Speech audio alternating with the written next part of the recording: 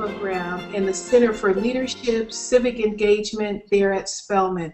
She's an accomplished educator, nonprofit executive, and since 2004, she has served as the executive director of the Spelman College Center for Leadership and Civic Engagement Leads at Spelman. Also joining us today are Lindsay Brown, Spelman College student, class of 2004. Lindsay is a junior who is majoring in economics. She's originally from Seattle, Washington, and she is currently serving as an intern for the Leeds office under the direction of Dr. Jane E. Smith. She's actively involved with the upcoming conference called Women of Color Conference, which Dr. Smith is also leading. And we're so glad to have both of them here. We also have joining us today Dr. Kim A. Harris. Dr. Harris is the CEO of Your Sweet Spot Coaching and Consulting. She is a participant in the 2013 Spelman College Leadership and Women of Color Conference. And she is also the executive officer of Your Sweet Spot. Certified career and life coach. She's a certified career and life coach with a PhD in organizational leadership. Her expertise is in leadership development, career coaching, and life coaching for women and minority leaders. Our other guest, an extremely special guest we're thrilled to have here with us today, is Tomika, also known as Mika DePriest, Executive Director of Communications for Spelman. She's a member of the President's Senior Staff and is responsible for visual identity brand management, internal communications, publications, media relations, and the college website and social media. Ladies, thank you so very much for joining us today here on Sylvia Global Media. How are you? Great. We are good. Great. Thank you. Thank you. Jane, we're going to start with you. Talk to us about the Women of Color Conference and why this is important. Yes, the Women of Color Conference is now 9 years old. It was established by the current president of Spelman College, Dr. Beverly Daniel Tatum. She joined us in 2003 as a new president and established the Leadership Center. The mission of the center is to develop a leadership model based on the experiences of African American women and to prepare our students for careers that change the world. When we looked at that, careers that changed the world, we were immediately driven to the needs of other women of color around the world, globally, brown, yellow, black, red, and talked about the partnerships that we needed to have with those other women to change and improve the world. And the conference, therefore, came from that foundation. It is, first of all, a leadership conference, and then a conference in which we look through the lens of leadership to identify a subject each year, a different subject each year. And this year, the subject is building wealth, entrepreneurship, and paying it forward. Jane? Yes. Explain to us who some of the attendees will be and why this wealth component is being incorporated into a leadership discussion. Right. First, I'd like to talk about the attendees. I'm very proud of the fact that this is an intergenerational conference. And so we have college students present who are as young as 18 years old. And last year, we had women who were in their early 70s. And everyone feels engaged in an equal kind of format. They come from corporate America, government, nonprofit, education, and entrepreneurs join us as well. And this has proven to be one of the strengths of what we call our boutique conference. This year, we're having one major conversation at the end of the conference between an African-American woman whose name is Valerie Daniels Carter, who in fact now owns 167 Burger Kings, and I think 14 pretzel shops. She has a foundation for her wealth and of course is a leading entrepreneur who is saluted by many. She is an example of what we will talk about from the beginning, Gail, with you to the end, on how all of those facts that I just stated about Valerie are also about race building and community building. That the communities are stronger and we receive larger esteem for the different minorities when there is wealth that we can use as a resource. And we have found that entrepreneurship drives wealth in the United States and often throughout the world. And that is very difficult for minority people to have wealth without giving it back, paying it forward, pulling up as they climb. And so that's the sense of the conference for this year. You know, in many ways, it takes us back to and keeps us grounded in our heritage and Yes. what's associated with our legacy, and Yes. our heritage as African American, and particularly as African American women. Yes. My personal experience has been that as an entrepreneur in the 20 years with McDonald's Corporation as a franchisee, and prior to that having our own commercial brokerage real estate business, that the independence and the ability of entrepreneurs to set leadership examples through growing our businesses and then using that business as a framework for expanding our philanthropy and our presence globally is something that's essential. And I'm particularly honored and thrilled to be a part of Women of Color because there is this part of me that wants to say it's about time, you know, that women of color, especially African American women, step into the global leadership arena in this area of entrepreneurship, wealth, and the philanthropic piece. You know, we have to re-image what's commonly associated with us as women of color and show the world the variety and expanded roles that we actually play in these areas of influence. You know, Kim Davis has been on Sylvia Global, and we look forward to having her back. I understand that Kim, you know, also exemplified the leadership model for the LEAD program, and that at one point as an executive, she took a leave of absence in order to work on the development of LEAD.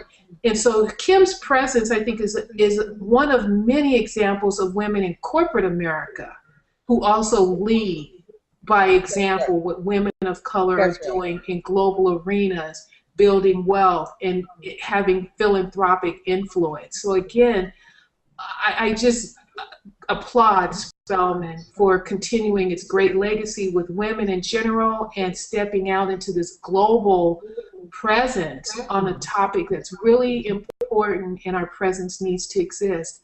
Can you talk to us, Dr. Harris, about your role and your perspective on strategic leadership and building wealth for women of color? Sure, Sylvia, you're breaking up a little bit. Can you hear me clearly? I can hear you very clearly. I hope everyone else was able to hear me okay. Okay. Yes, my role is that of the conference coach for the conference. And in that role, my job is to really ground the participants in their individual goals for attending the conference so that when they leave, they can leave in action. So I facilitate and stimulate the learning, if you will, on the front end so that they're clear on their goals and why they're there and what their burning questions are so that they can ask them as they move through the day, because we want to be sure that when they leave with an action plan. I also this year want to help them understand that there's a connection between last year's theme, which was leading with purpose, and this year's theme, because building wealth, entrepreneurship, and giving back are really leadership roles, however you do it. And so what we want to do and what I want to do is really connect them to the idea of purpose and what their individual purposes are as it relates to these three areas, or one of two or two of three, and help them understand their responsibility to lead whatever they want to focus on. And then also, I want to ensure that they understand that in their learning and as a result of them leading from their learning, they have a responsibility to lift other women in the community and other members of their community through their philanthropic efforts, through their entrepreneurship, if that's what they decide to do, but as well as through their wealth. And their wealth can be a wealth of time right now if they don't have dollars. So I want them to understand what their options are while they're building the financial wealth, what other options they may have in terms of giving back to the community so that they can lift as leaders and role models in the community. So Yeah, that learn, lead, lift. That learn, lead, lift is consistent with what Dr. Smith shared last year with resetting and that tick, tick, tick, and just being able to keep our steps and our direction very clear and well-defined and connected. Meek DePriest, talk to us about what you do at Spelman in order to expand the message of women and girls globally using the technology. Thank you. Spelman is such an exciting place to do this work, PR, communications, marketing, because there's so much substantive work that's happening on the campus. And I'm especially pleased to be working directly with Dr. Smith on the Women of Color and Leadership Conference. And I think one of the things that's so exciting about the conference that's really symbolic of what Spelman offers as a whole is this focus on leadership development. That is what we do and core to our mission. And our approach to that really is a holistic one.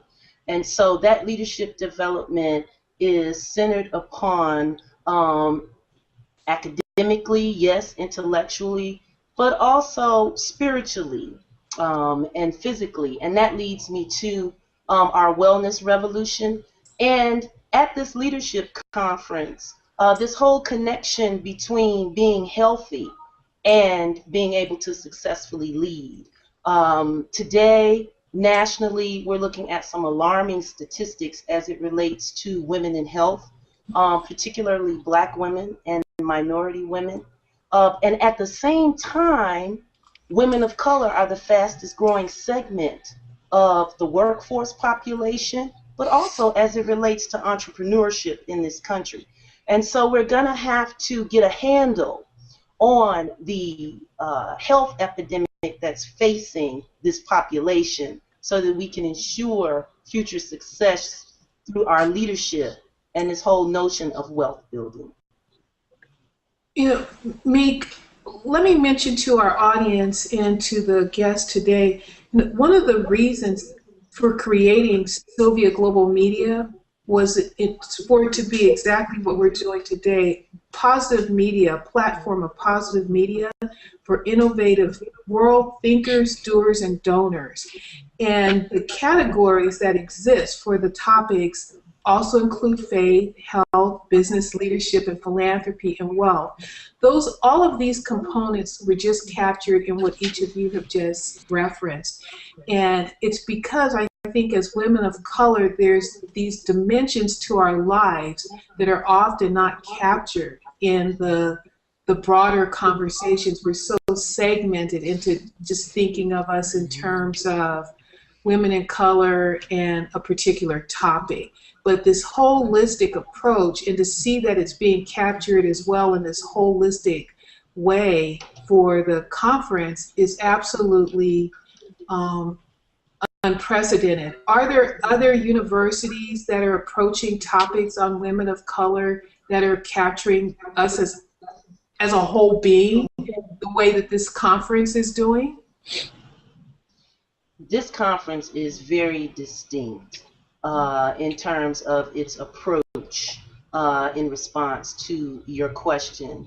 And Spelman has, as a foundation and as part of its platform, the ability to really speak to these issues particularly as it relates to leadership development and the work that we're doing through the Leadership Center, which 9 years in the making, but also just based on, if you go all the way back to the founding of Spelman, and this notion of leadership development.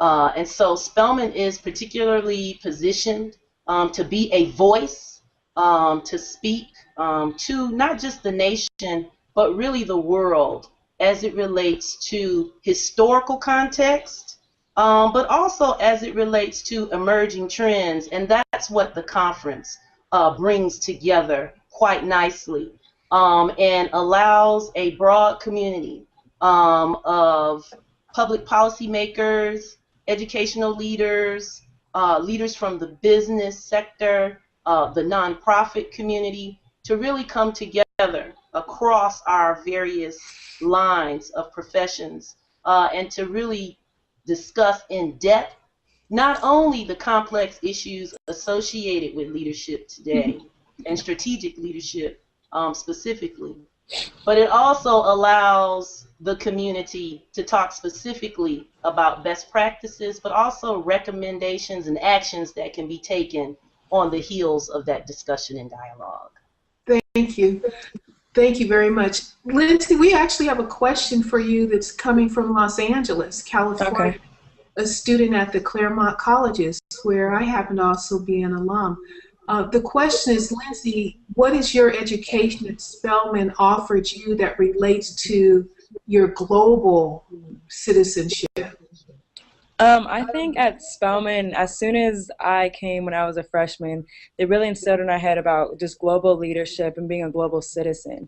So I don't even think it's really a specific thing that I've learned at Spelman, except for at the beginning. They kind of, throughout our whole education, kind of let us know that you have to be a global citizen in the world at this point. You can't just be one-dimensional. You can't just, maybe be successful in the United States. You have to be able to relate to everybody all over the world. So that's kind of what I've learned since being at Spelman. How have you done that? What are some specific experiences? I actually, in December, the day of my last final, I left and I went to South Africa with a department at Spelman. It's called SAGE, and we were able to go to South Africa for, I think it was 10 days, and basically just see the country. We went to University of Western Cape and University of Cape Town when we were there. Went to just really historical places in South Africa, and we were able to actually speak with students while we were there. We went to a mosque and we were able to speak with Muslim South Africans, which was a very interesting experience and probably the thing that affected me the most while I was there. So Spelman, every year, whether it's during spring break or the beginning of winter break, they have these small study abroads that you can do if you don't want to leave for a whole semester. Is there a large international student representation at Spelman? I wouldn't say it's the majority, but they're definitely present. There are definitely people from the Caribbean. There are definitely people from Africa. But I wouldn't say it's the majority, but they're definitely known and they're definitely present on campus. As you've been working as an intern in the lead office, what have been some of your experiences and the skills that you'll take away from this conference and from that internship that you didn't have before you began the internship? Well, definitely my work ethic has definitely changed after working under Dr. Smith. It's a lot different, and it's actually a lot better. She's definitely has taught me a lot since being an intern. And really I'm gonna probably take away just probably like networking aspects, how to actually run a conference. The behind the scenes of a conference is a lot different than what I thought.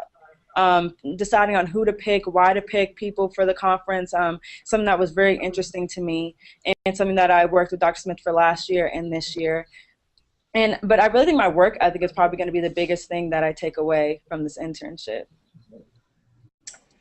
Jane Smith, Dr. Jane Smith, could you please share with us what you're hoping the students of Spelman take away from the conference?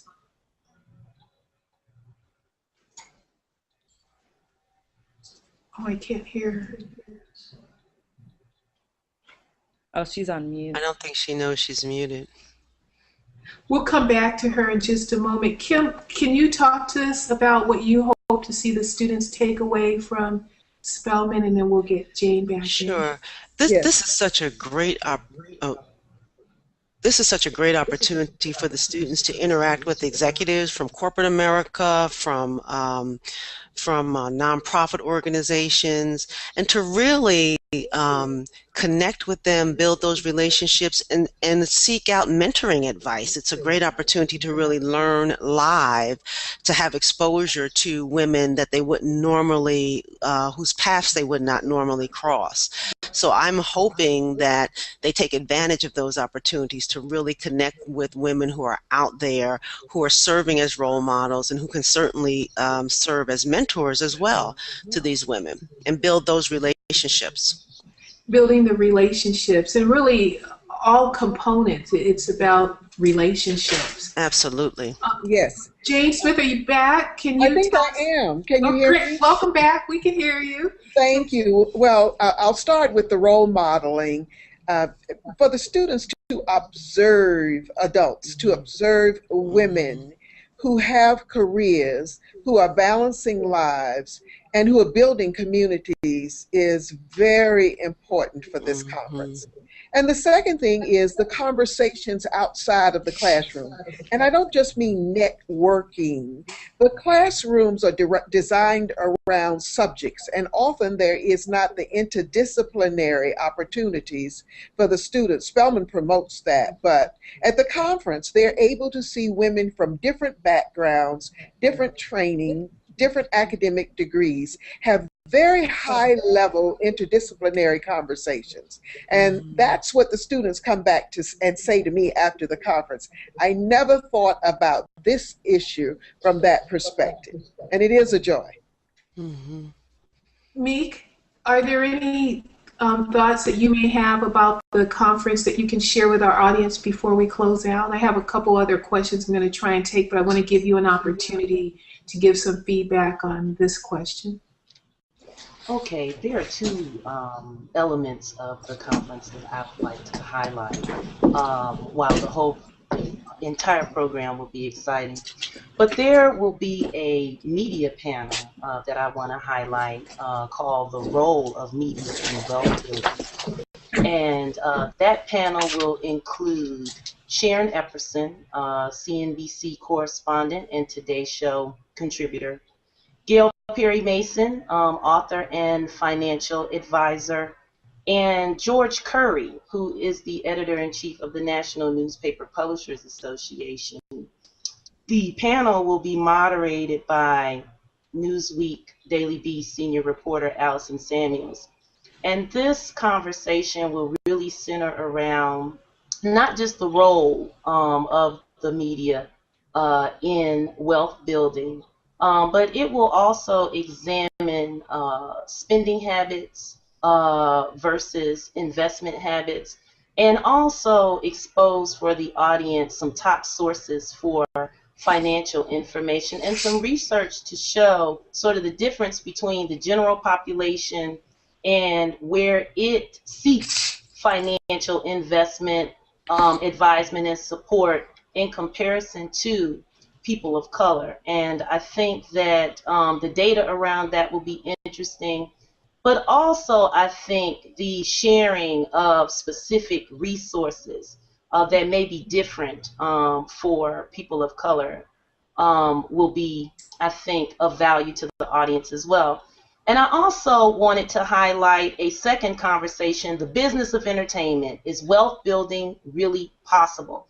This will be a conversation with two members of the entertainment community in Spelman, alumni, the songstress Sunshine Avery, and then the actress Karan Kendrick will participate in this conversation. We all know that in entertainment we hear actually horror stories, bankruptcies filed, the loss of wealth, but we're going to have a conversation with these two women about how to better prepare and plan for wealth building, and also how to pay it forward in the process of building a business in the entertainment sector. Dr. Jane Smith, would you like to respond or add anything to what Meek just shared? Because that was a lot of information that I Yes, think that was a lot. And I was hoping that you would get back to me. It illustrates the variety in the conversation. We have found that it's very difficult for us to do a conference without looking through the lens of media, social media. We just can't do it and do a good conference. You have to have that lens. The second thing is that our minority communities have had an opportunity to see wealth developed and to use the entertainment community as a voice for us. And so it's also important that, like social media, we make sure that we lift the entertainment community as those entrepreneurs who've been able to develop new faces for us and to bring money into the communities. You know, I'm glad that you made that, emphasize that point. Last year, I had the honor of serving on the Compound Foundation's a panel for a pitch competition that the entertainer Neo in Atlanta was hosted. And it was absolutely phenomenal to see how corporations and historically black colleges rallied around young entrepreneurs and their leadership, and I'm thrilled that some of those winners will be joining me at Spelman in order to not only think differently about their own expanded education academically, but also entrepreneurship at the Women of Color Leadership. We are having to wrap up, and I do have some questions from listeners. One question is coming in from London, and I'll use it as a closing question and give Kim an opportunity to respond to it. And then Kim, after you, we'll go back to you, Jane, and let you give the closing remarks for today's broadcast. Kim, they're asking, as a life coach, how a person in other countries can identify a life coach that can work with women of color. I'll tell you how most of my clients find me, Sylvia. And when I ask, well, how did you get to me? They tell me they Googled me. They Googled life coaches for black women coaches for black women. So leveraging, again, social media to identify resources, and then I am certainly always available to assist. My community extends beyond, my community is global, so I am always available and can be reached at 678-524-9492. Thank you very much.